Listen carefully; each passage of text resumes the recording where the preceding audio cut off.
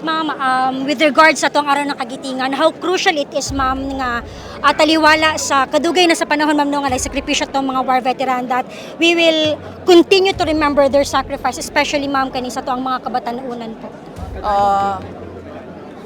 Okay.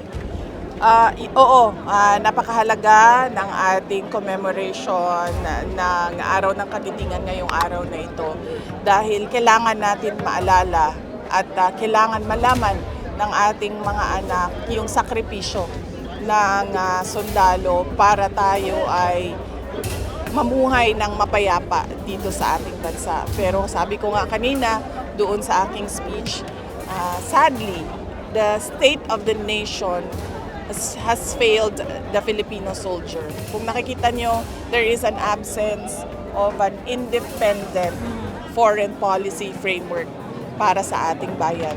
Hindi mo na alam kung kaninong interes ba talaga ang pinoprotektahan ng ating mga kasundaluhan. Pangalawa, yung dahan-dahan na pagbalik ng insurhensiya. No, nakikita natin na merong mga iba't ibang skirmishes sa mga lugar at nakikita natin doon ang recruitment ng ating kabataan dito sa grupong NPA.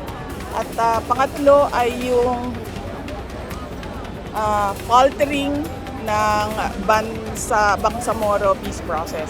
Nakikita din natin dito na na-agitate na yung grupo ng MILF dahil hindi na nasusunod kung ano man yung mga napag-usapan at nakikita nila mabagal yung pagbabago doon sa kanilang lugar.